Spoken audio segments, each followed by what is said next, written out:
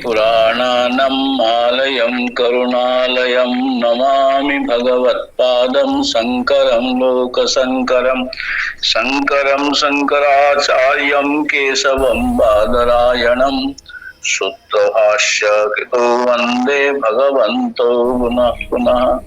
ईश्वरो गुरुरात्मेति मूर्तिभेदविभागिने व्योमवद्व्याप्तदेहाय दक्षिणामूर्तये नमः। शांति शांति शांति। गीता प्रेस का जो श्रीमद् भगवद गीता उसके 28 पृष्ठ। तथा च भगवता विभक्ते द्वे बुद्धि निर्दिष्टे ऐसा ते अभिता सांख्ये बुद्धि योगम तिमाम शृणु। हुआ था क्या, ये जो शंकर भाष्य में विषय आया है, एक ज्ञान से, तत्व ज्ञान से ही मोक्ष होता है, ये है गीता का तात्पर्य। तो वहां कोई कहने लगे जे केवल तत्व ज्ञान नहीं हो सकता, तत्व ज्ञान से मोक्ष नहीं होता है, कर्म सहित तत्व ज्ञान से मोक्ष होता है।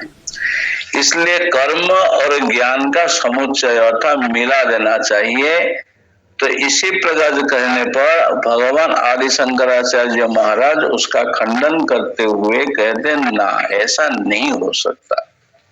इसका मूल कारण है कर्म जो है अज्ञान जन्य है। क्योंकि कर्तृत्व, कर्ता जो होगा, यज्ञ करने वाला वो कर्ता होगा, और यज्ञ का फल जो है स्वर्ग आदि भोग करने वाला भोक्ता होगा, और कर्ता भोक्ता के पश्चात फिर कर्म होगा। तो ये जो त्रिपुटी है, कर्म, कर्ता और भोक्ता, ये तीनों ही अज्ञान के द्वारा कल्पित हैं। जैसे कि अज्ञान के साथ ज्ञान नहीं रह सकता है, अर्थात अज्ञान जैसे अंधकार, प्रकाश आ जाए तो फिर अंधकार नहीं रह सकता, तो अंधकार में दिखने वाले भूत प्रेत भी दिखाई नहीं पड़ेंगे। तो इसी प्रकार यहाँ पर कह रहे हैं, जब ज्ञान हो जाएगा फिर अज्ञान कैसे रहेगा। जो अज्ञानी नहीं रहेगा तो अज्ञान का कार्य जो है कर्तृत्व भोक्तृत्व आदि, वो कैसे रहेगा, वो भी संभव नहीं है। तो इसी को ही कह रहे हैं, तथा च भगवता विभक्ते द्वे बुद्धि निर्दिष्टे। हाँ, इसीलिए यहाँ पर भगवान के द्वारा दो प्रकार के बुद्धि, एक कर्म बुद्धि, एक ज्ञान बुद्धि, ये दो प्रकार के बुद्धि का निर्देश किया गया। कैसे कर्म बुद्धि क्या है, ऐसा ते अभिता सांख्ये बुद्धि योगे तिमाम शृणु। अब तक हमने जो कहा है वो तुम्हारा ज्ञान योग कहा गया है। सांख्य, सांख्य शब्द का अर्थ ज्ञान है, जिसके द्वारा तत्व ज्ञान लाभ किया जाता है। क्योंकि कल ही कहा बताया गया, जो कि परमार्थात्म तत्व निरूपण करते हुए किया जाता है, वही सांख्य है। और उस विषय के जो बुद्धि जिनके अंदर है, अर्थात जन्म स्थिति विपरिणमते वर्धते एवं नश्यते, षट भाव विकार जो है, जायते अस्ति वर्धते विपरिणमते अपक्षयते नश्यते, ये 6 भाव विकार हैं। इन 6 भाव विकारों से रहित होकर के जो अकर्ता आत्मा, यही है प्रकरण के अर्थ निरूपण करते हुए उसके लिए ऐसा ज्ञानियों का जो उचित है, ज्ञान, ऐसे जो ज्ञानियों के उचित जो बुद्धि, उनको सांख्या कहते हैं, सांख्य बुद्धि कहा जाता है। तो ये कह रहे हैं तुमको सांख्य के बारे में तो बता दिया, अब बुद्धि योग के बारे में सुनो। क्या है, तयोः च सांख्य बुद्ध्याश्रयाम ज्ञान योगेन निष्ठाम, ज्ञान योगेन निष्ठम सांख्यानाम विभक्तम बक्षति पुरा वेदात्मना मया प्रोक्ता। ये दोनों प्रकार के सांख्य बुद्धि, सांख्य बुद्ध्याश्रयाम, हाँ, सांख्य बुद्धि को आश्रय करते हुए ज्ञान योग के द्वारा जो निष्ठा रखने वाले वे सांख्य हैं। हाँ, विभक्तम बक्षति, वो क्या है, उसके निष्ठा को कहते हैं क्या है, पहले वो आगे जाकर के कहें पूरा वेदात्मना मया प्रोक्ता, अर्थात भगवान करे वेद के रूप में हमने बताया है, अर्थात जो गीता में अभी बता रहे हैं वो वेद के स्वरूप में हम वेद में पहले बता चुके हैं। ऐसा है कि वेद के बारे में बता चुके हैं, माने वेद किसने रचना की है।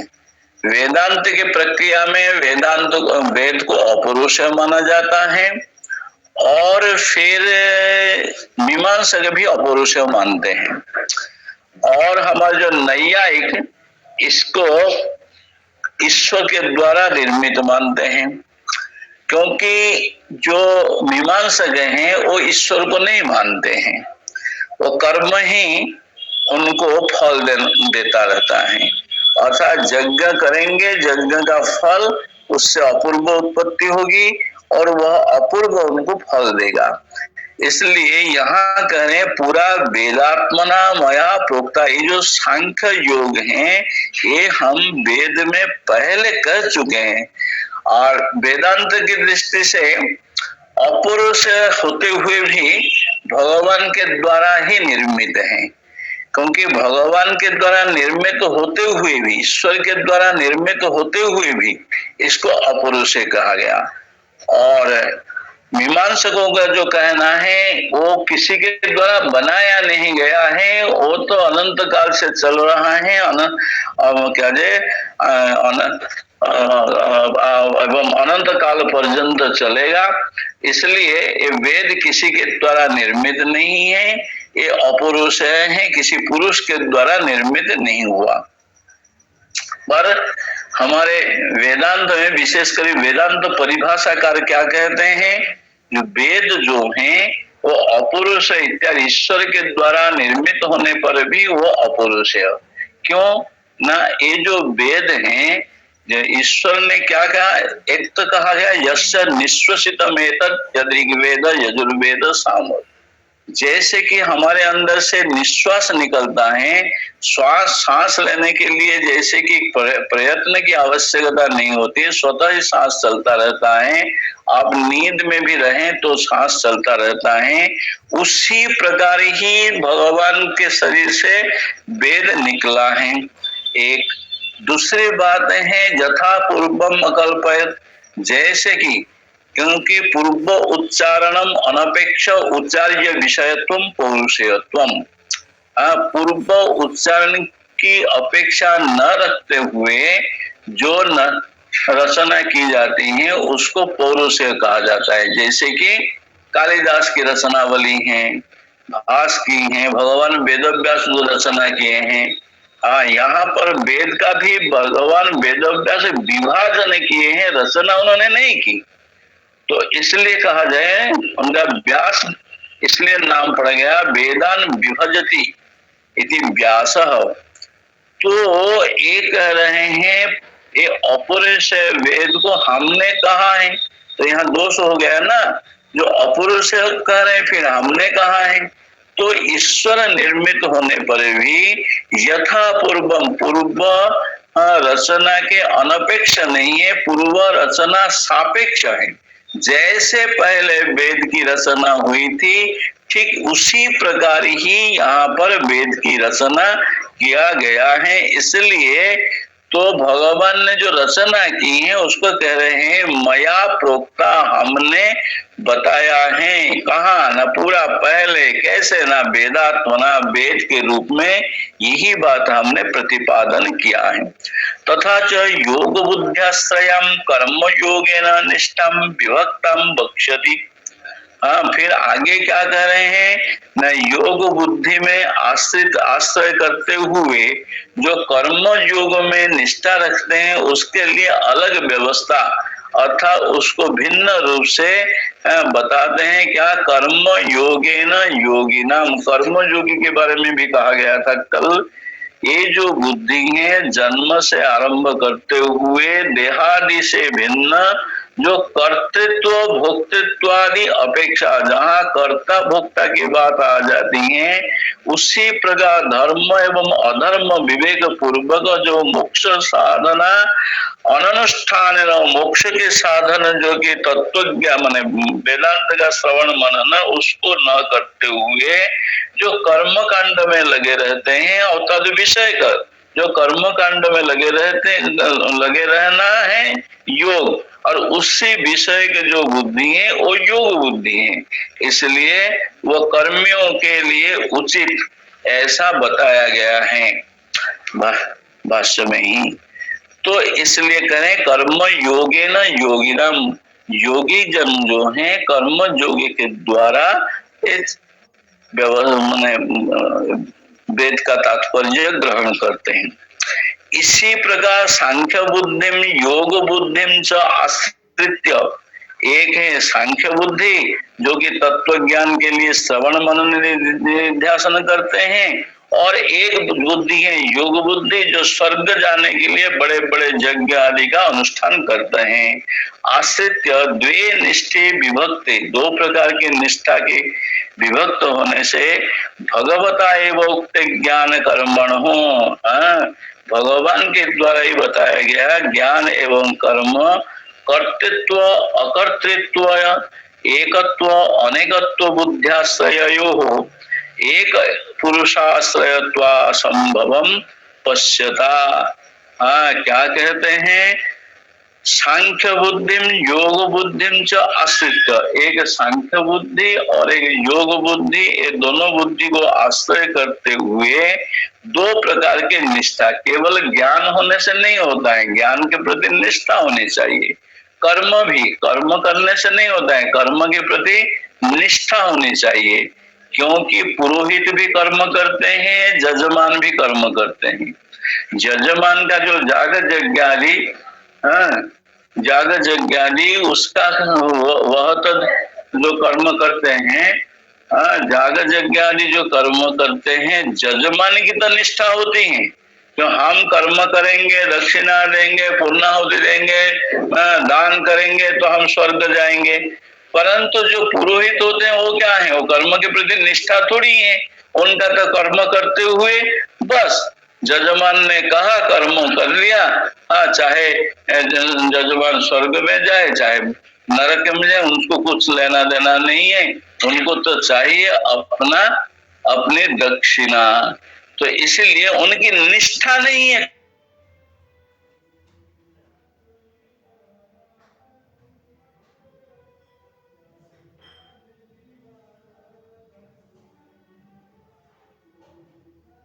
कह रहे हैं तो यहाँ दो प्रकार की बुद्धि तो है, एक सांख्य करने के लिए और योग बुद्धि कर्म आदि के द्वारा स्वर्ग आदि जाने के लिए, दोनों को आश्रय करते हुए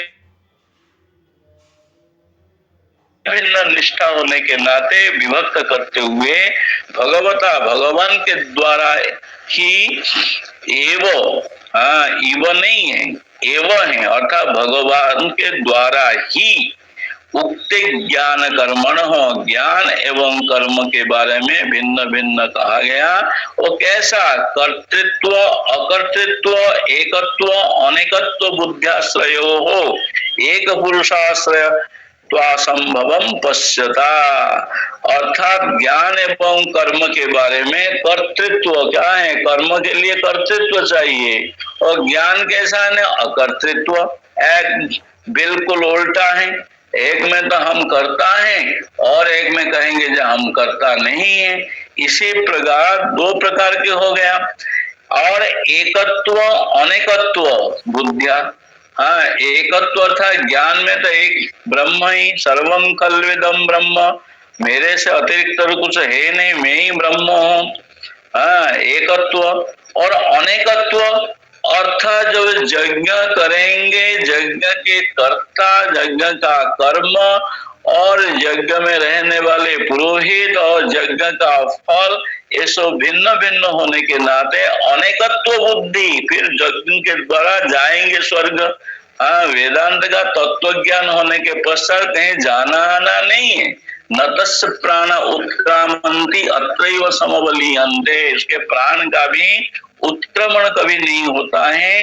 बस जैसे कि घड़ा टूट गया तो घड़ा के अंदर जो आकाश है वो महाकाश में मिल गया, उसी प्रकार ही तत्व ज्ञान हो जाने के पश्चात जब तक शरीर है रह रहे हैं, शरीर टूट गया तो उसी महा जो कि सर्वव्यापक तत्व में ही वह मिल गया।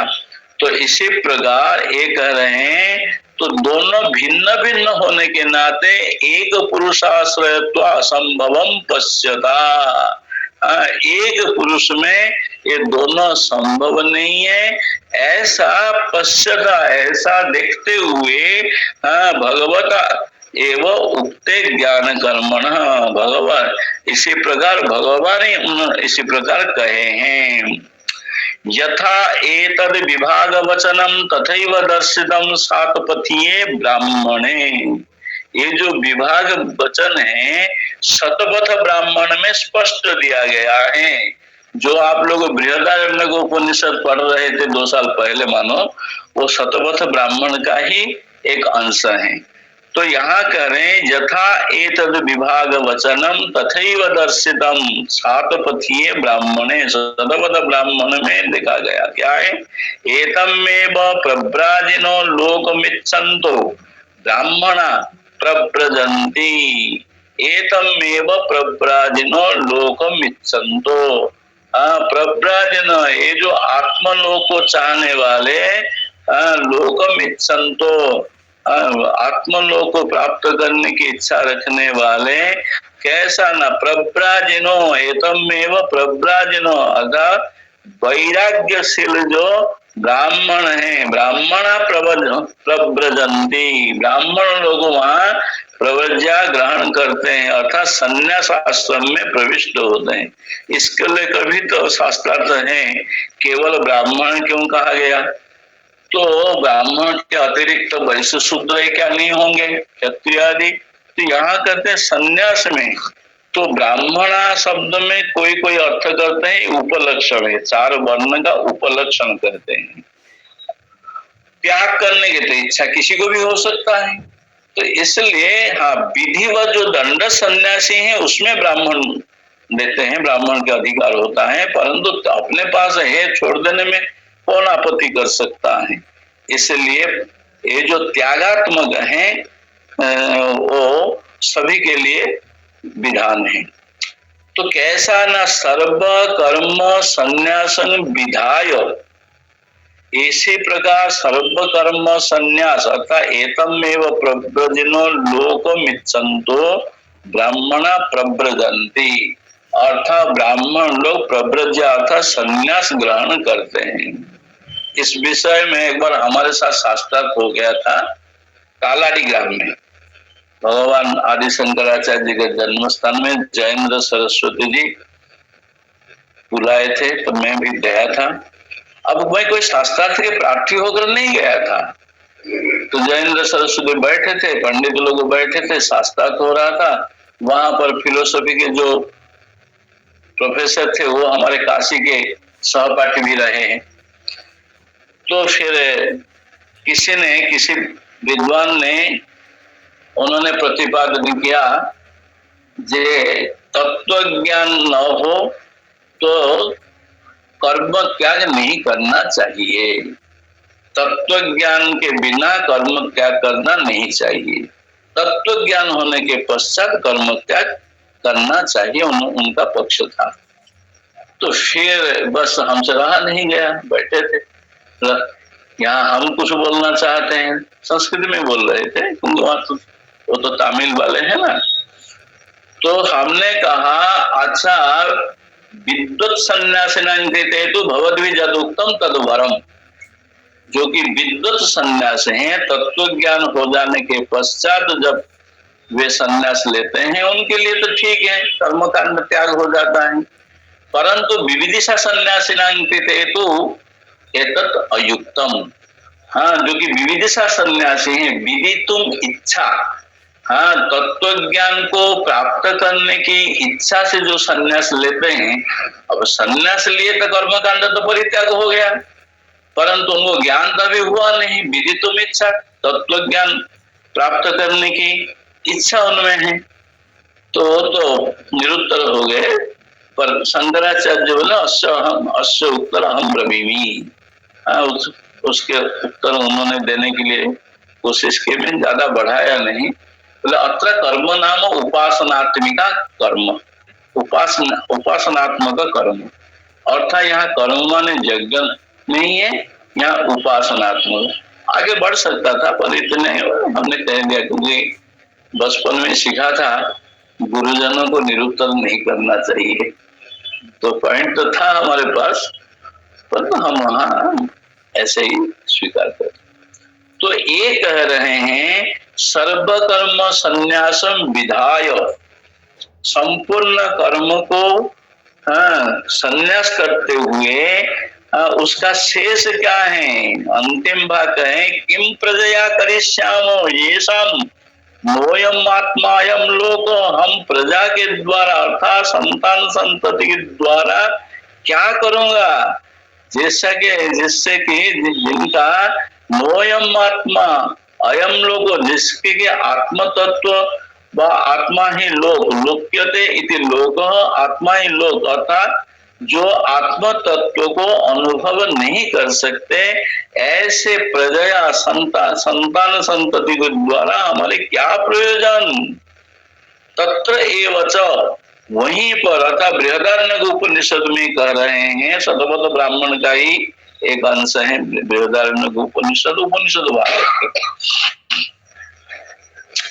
प्रागदार परिग्रहात् पुरुष आत्मा प्रकृतो धर्म जिज्ञासोत्तर कालम लोकत्रय साधनम पुत्रम द्विप्रकारम च वित्तम मानुषम दैवम च तत्र मानुषम वित्तम कर्म रूपम पितृलोक प्राप्ति साधनम विद्यां च दैवम प्राप्ति साधनम स्व अकामयत। प्राग दार परिग्रहात्, अर्थात शादी से पहले विवाह क्यों करते हैं, दार परिग्रह कैसे करते हैं, दारा शब्द जो पुलिंग, अब देख लीजिए दारा शब्द स्त्रीलिंग नहीं है, पुलिंग है।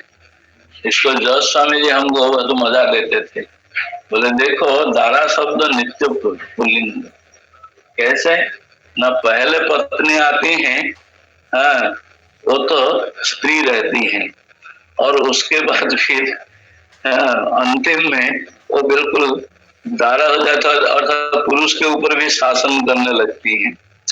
तो दार परिग्रहात् पूर्वम प्राग, परिग्रहात् पुरुष, ऐसा जो पुरुष है वो क्या है, आत्मा प्राकृतो धर्म जिज्ञासोत्तर कालम, क्योंकि दार परिग्रह से पूर्व जो आत्मा है, पुरुष है, वो क्या करता है ना, प्राकृतो मान सामान्य रूप से धर्म जिज्ञासा उत्तर कालम लोकत्रय साधनम, धर्म जिज्ञासा था, तो धर्म जिज्ञासा जो बताया गया अर्थात कर्म कांड के आरंभ करता है, और उससे क्या है, लोकत्रय के साधन अर्थात स्वर्ग आदि की प्राप्ति करने की इच्छा, क्योंकि जो कर्म कांड करेगा, उत्तम कर्म करेगा तो उसको स्वर्ग मिलेगा, और यदि अनुचित कार्य करेगा तो उसको नरक मिलेगा, और यदि स्वर्ग उत्तम एवं अनुचित को कोई भी न करके सामान्य रूप से रहेगा तो उसको मर्त्य लोक मिलेगा, अर्थात मनुष्य शरीर मिलेगा, अथवा धर्म एवं अधर्म की यदि साम्यता हो तो उसमें मनुष्य लोक ही प्राप्त होता है। तो एक कह रहे हैं लोकत्रय साधनम पुत्रम द्विप्रकारम च वित्तम मानुषम दैवम च, दो प्रकार के वित्त हैं वहां पर के, दो प्रकार की संपत्ति क्या है, मानुष मनुष्य संबंधी एवं दैव संबंधी, तत्र मानुषम वित्तम कर्म रूपम, मनुष्य के जो संबंधी कर्म है वित्त है वो क्या है, कर्म रूप है।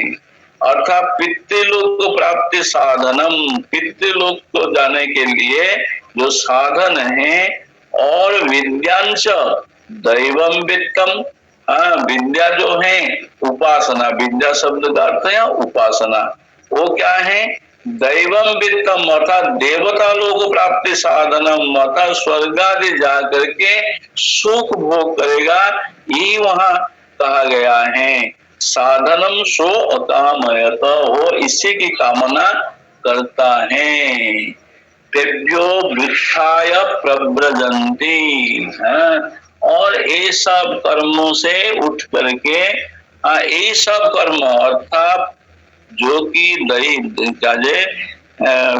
मानुष पितृलोक साधनम कर्म रूपम, और पितृलोक प्राप्ति के साधन रूप से जो कर्म कांड, और जो देवता के लोक को प्राप्त करने के लिए जो क्या है विद्या अर्थात उपासना, देवता की उपासना, ये दोनों को ही परित्याग करिए करके तेभ्यो वृत्थाय, ये दोनों ये सब कर्मों को परित्याग करते हुए वृत्थाय प्रव्रजंती अर्थात संन्यास ग्रहण करते हैं। इति व्युत्थानम आत्मानम एव लोकम इच्छतः अकामस्य विहितम, इसी प्रकार व्युत्थानम आत्मानम में वो लोकम इच्छत, इसी प्रकार आत्मलोक की अर्थात अपने स्वरूप को जानने के लिए ऐसे इच्छा करते हुए अकामस्य विहितम अर्थात अकामस्य संन्यासस्य, कोई भी कामना न रहे तब संन्यास। हमारे महाराज तो बहुत मजा लेते थे, बोले देखिए संन्यास लेते हैं शंकराचार्य बनने के लिए, सारा जीवन गृहस्थ रहते हैं और अभी संन्यास लेंगे किस लिए ना, शंकराचार्य गद्दी में बैठेंगे। तो शंकराचार्य गद्दी में बैठने के लिए बा किसी मठ के महंत होने के लिए जो संन्यास लेने की व्यवस्था है ना, वो ऐसा है जो वो आत्म तत्व के लिए नहीं है, वो बस उसी प्रकार ही है संपत्ति प्राप्त करने के लिए। तो इसमें संन्यास नहीं होता है, वास्तविक सन्यासी की क्रियाएं होती हैं। तदेतद विभाग वचनम अनुपपन्नम स्याद यदि स्त्री सौत कर्म ज्ञानयो समुच्चय अभिप्रेत स्याद भगवतः। ये तदेतद विभाग वचनम, ये जो विभाग वचन है ज्ञान का कर्म कांड के द्वारा क्या है, मनुष्य लोग या देवलोक प्राप्त होगा, और तत्व ज्ञान होगा, संन्यास ग्रहण करके तत्व ज्ञान के द्वारा अपना स्वरूप ज्ञान होगा। तद एतद विभाग वचन जो दो प्रकार के कहा गया, अनुपपन्नम स्याद, अनुपपन्न हो जाएगा कैसे न, श्रौत कर्म ज्ञान समुचय अभिप्रेत स्याद भगवत। यदि भगवान की ये इच्छा होती व भगवान का यही अभिप्राय होता, जे ज्ञान एवं कर्म का समुच्चय करना ही अभिप्राय होता, तो ऐसा विभाग वचन की उपपत्ति नहीं होती, प्राप्ति नहीं होती। तो इसलिए कह रहे हैं न च अर्जुन से प्रश्न उपपन्न भवति जायसी चेत कर्मणास्ति मत बुद्धि जनार्दन। हे जनार्दन, आप क्या कहते हैं, जायसी चेत कर्मण अर्थात कर्म से श्रेष्ठ जायसी, ऐसा जो अर्जुन ने प्रश्न किया, न च अर्जुन से प्रश्न उपन्न, अर्जुन जो क्या है ज्ञान को कर्म से श्रेष्ठ आप बता रहे हैं, श्रेष्ठ और कनिष्ठ क्या एक हो जाएगा? ऐसा कहा जा सकता है जैसे कि देवदत्त से एक एव पुत्र सएव ज्येष्ठ सएव कनिष्ठ। अब देवदत्त का एक ही पुत्र तो कनिष्ठ कोई होगा नहीं, ज्येष्ठ नहीं कोई नहीं होगा। परंतु वो ऐसा नहीं है। यहाँ पर कह रहे हैं कर्म से ज्ञान श्रेष्ठ है, ये आपने कहा है, भगवान के लिए कह रहे हैं। तो उसमें कर्म से जो श्रेष्ठ होगा ज्ञान वो भिन्न होगा तब तो श्रेष्ठ होगा। तो इसलिए कहें एक पुरुषानुष्ठेयत्वा संभवम बुद्धि कर्मणो भगवता पूर्वम अनुक्तम कथम अर्जुन अश्रुतम बुद्धे च कर्मणो व्यायस्त्वं भगवती अध्यारोपेत एव अध्यारोपयेत मृषा एव ज्यायसित कर्मणस्ते मता बुद्धि जनार्दन, इससे कह देगा यदि एक दोनों एक पुरुष के द्वारा अनुष्ठेय अनुष्ठेय नहीं है, दान भी करेंगे और संपत्ति घर पे भी रखेंगे, दोनों तो एक साथ नहीं होता है। तो इसी प्रकार एक पुरुष के द्वारा दोनों अनुष्ठान असंभव हैं। इसलिए बुद्धि अर्थात ज्ञान एवं कर्म, बुद्धि कर्मणों माने ज्ञान एवं कर्म का भगवान के द्वारा पहले नहीं कहा गया। यदि नहीं कहा गया तो अर्जुन कहाँ से प्रश्न कर दिया, अश्रुतम बुद्धे, ज्ञान के बारे में न सुनते हुए, और कर्मणो जायस्त्वम भगवती अध्यारोप है मृषा एवं। हाँ, इसलिए उसने जो कहा गया तो ये तो मिथ्या हो जाएगा। भगवान को ये कह रहा है ज्ञान एवं कर्म में कर्म से ज्ञान बड़ा है, श्रेष्ठ है, ऐसा जो कहा, पहले यदि ऐसे कुछ इसका कोई इंगित नहीं हुआ तो ऐसे जो बात कर रहा है ये झूठा हो जाएगा। तो ये झूठा नहीं है। क्यों? किंच यदि बुद्धि कर्मणो सर्वेषां समुच्चय उक्त स्यात् अर्जुनस्य भी स उक्त एव इति। किंच यदि बुद्धि कर्मण, ज्ञान एवं कर्म दोनों का समुच्चय बताया गया, स्यान बताया गया हो, तो अर्जुन से भी स उक्त एव इति, अर्जुन का भी उसी प्रकार ही कहा गया। यत्सयो एतयोरेकम तन्मे ब्रूहि सुनिश्चितम। बोला आप ज्ञान और कर्म के बारे में, दोनों के बारे में बोल रहे हैं, ये दोनों में श्रेष्ठ कौन सा है ये हमको बताइए। इति कथम उभय उपदेश सति अन्यतर विषय एवं प्रश्न स्यात्। हाँ, यदि उभय के विषय में उपदेश नहीं दिया होता तो उसमें एक के बारे में कैसे बताया जाता। तो इसलिए जरूर इसमें दो अलग अलग हैं। जैसे कि न ही पित्त प्रशमनार्थिनो वैद्येन मधुरम शीतम च भोक्तव्यम इति उपदिष्टे तयोः अन्यतर पित्त प्रशमन कारणम ब्रूहि इति प्रश्न संभवति। डॉक्टर ने कहा देखो तुम्हारे पित्त बढ़ा हुआ है, इसके लिए मधुर एवं शीत, मीठा एवं शीत अर्थात ठंडा अर्थात मिश्री और कोई धनिया मानिए दोनों लेना चाहिए। यदि भोक्तव्यम, धनिया पाउडर, पित्त के लिए धनिया पाउडर और मिश्री दोनों ही उपकार हैं। तो कह रहे हैं मधुरम शीतम च भोक्तव्यम, जो मीठा एवं शीत च है ना, मधुरम शीतम च भोक्तव्यम, मधुर एवं शीत अर्थात ठंडा वस्तु भोजन कीजिए। इति उपदिष्टे, ऐसे उपदिष्ट होने के पश्चात क्या कह रहे हैं, तयो अन्यतर पित्त प्रशमन कारणम ब्रूहि। भाई दोनों मिला करके पित्त को प्रशमन करेंगे। आप बोलेंगे जरा दोनों में एक बताओ जो कि पित्त का प्रशमन कारण हो जाएगा।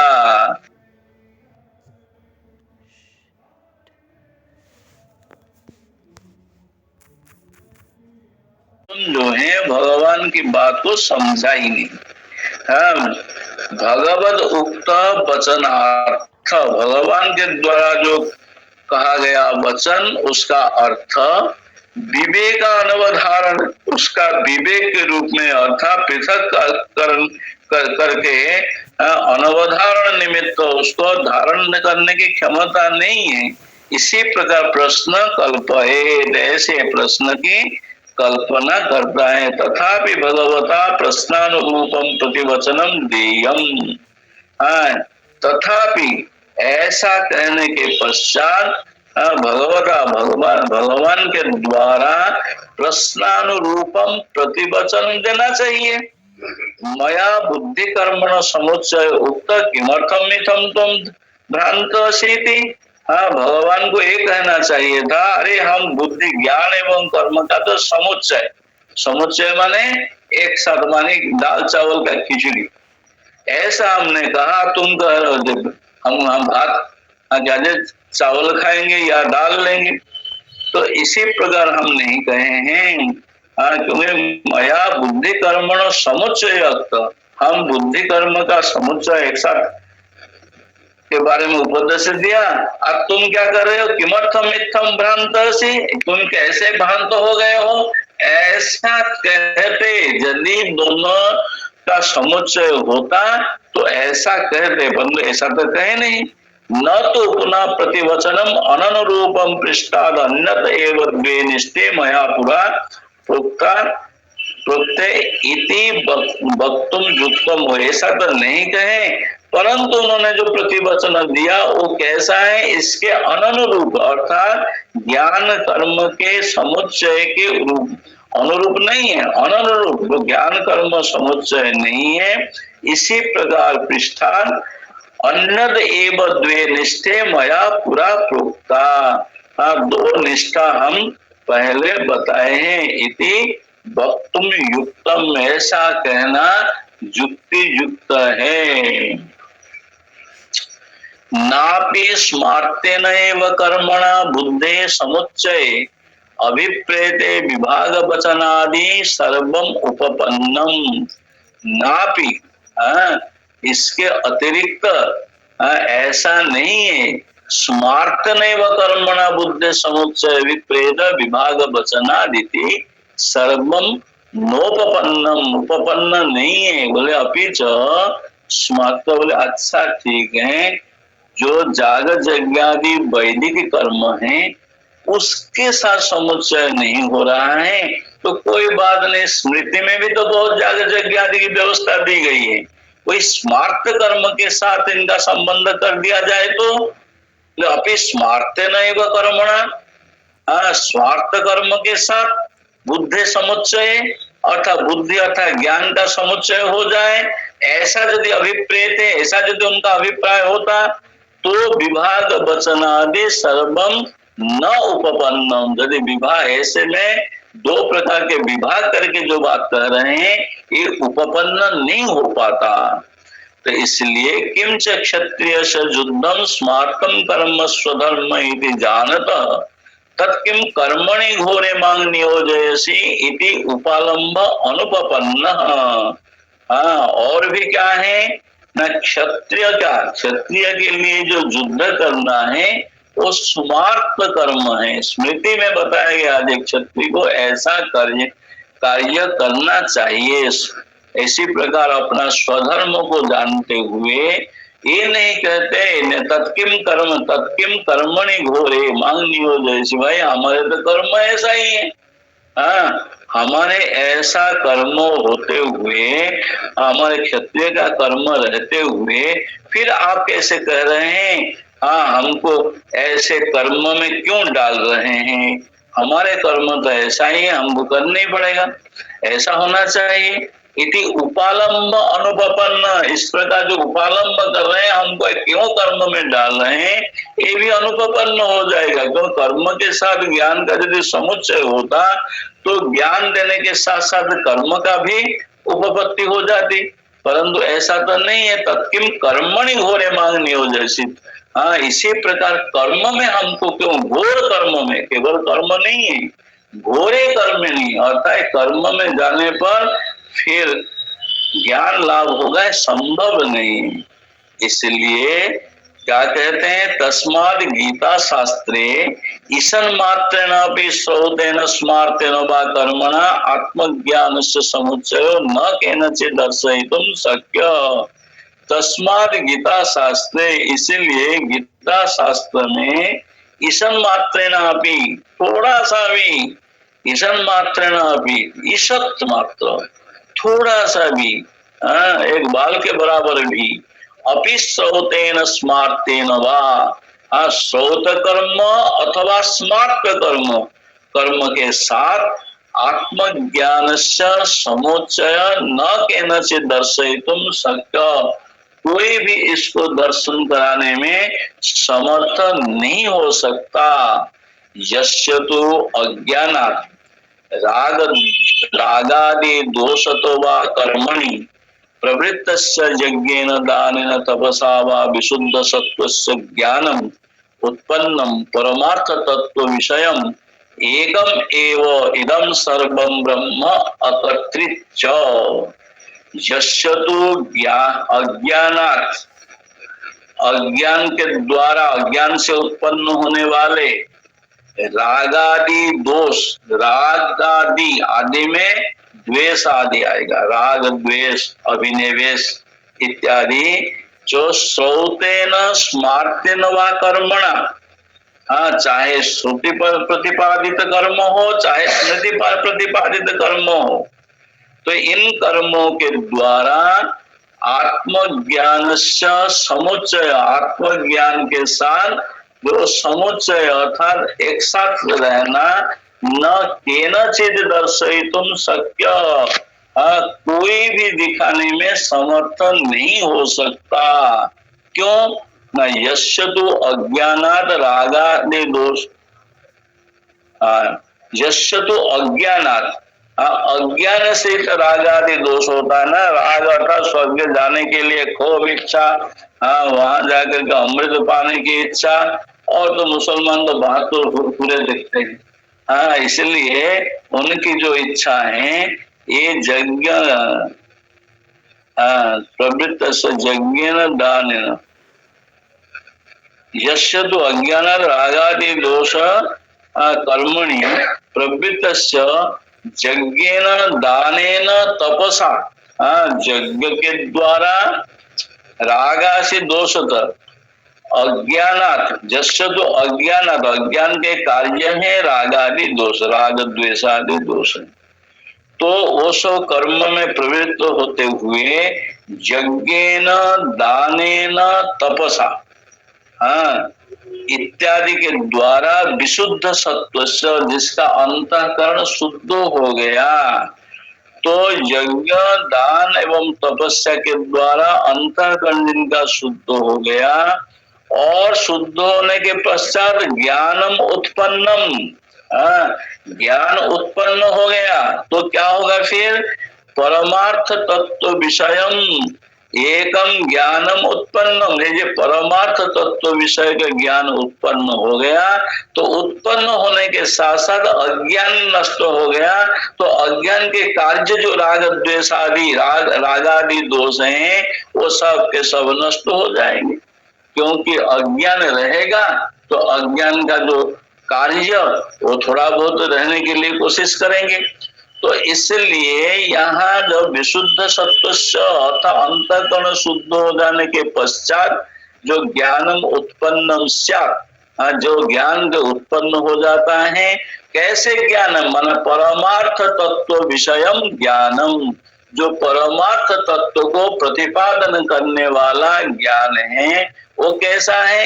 एकम एव इदम ब्रह्म सर्वम ब्रह्म, बस वो एक एव, यहाँ सजातीय विजातीय स्वगत भेद शून्यम एकम, सजातीय विजातीय स्वगत भेद जानते हैं कि नहीं? जैसे सजातीय भेद, सजातीय माने अपने जाति अर्थात मनुष्य, सजातीय भेद, विजातीय क्या है? मनुष्य, मनुष्य से जो भिन्न, स्त्री पुरुष का भिन्न, ये है सजातीय भेद। वृक्ष आदि में भी भिन्न है, आम कटहल का, ये सजातीय भेद है। और विजातीय क्या है? मनुष्य से वृक्ष का जो भेद है वो है विजातीय। सजातीय भेद है विजातीय। और स्वगत भेद, स्वगत माने आपका शरीर का हाथ से पैर अलग है, सिर से नाखून अलग है इत्यादि। वृक्ष में भी क्या है? जो कि पत्ते से टहनियां अलग हैं इत्यादि, कांड अलग हैं, फल अलग हैं, ये है स्वगत भेद। एक में भेद भिन्न भिन्न है। इसी प्रकार क्या कहते हैं? विशुद्ध सत्व ज्ञानम, जो कि विशुद्ध सत्व का ज्ञान उत्पन्न होने के पश्चात परमार्थ तत्व विषयम एकम एव, अर्थात सजातीय विजातीय स्वगत भेद शून्यम एकम एव, इदम सर्वम, इदम के रूप में जो भी प्रतीयमान वस्तु है सब क्या है? न सर्वम ब्रह्म, ये सब के सब ब्रह्म है। कैसा ब्रह्म किसको कहते हैं? बृहत्वात् भिन्नत्वाच्च, सबसे जो बड़ा है और सबसे जिसके द्वारा बृंहण अर्थात शरीर आदि की क्रिया होती है, वृद्धि होती है, इसी प्रकार उसको ब्रह्म। और ब्रह्म भी कैसा है? शरीर को बढ़ाता नहीं है, शरीर को घटाता नहीं है, वो तो अकर्तृच माने कर्ता भी नहीं है, कर्ता से वह भिन्न है। इसलिए कह रहे हैं तस्य कर्मणि कर्म प्रयोजने च निवृत्ते अपि लोक संग्रहार्थम यत्न पूर्वं यथा प्रवृत्त तथा एव कर्मणि प्रवृत्तस्य तद प्रवृत्ति रूपम दृश्यते न तद कर्म येन बुद्धि समुच्चय स्यादेह। सूत्र वाक्य और उसको फिर व्याख्या करेंगे आगामी कल। ओम पूर्णमदः पूर्णमिदं पूर्णात् पूर्णमुदच्यते पूर्णस्य पूर्णमादाय पूर्णमेवावशिष्यते। ओम शांति शांति शांति।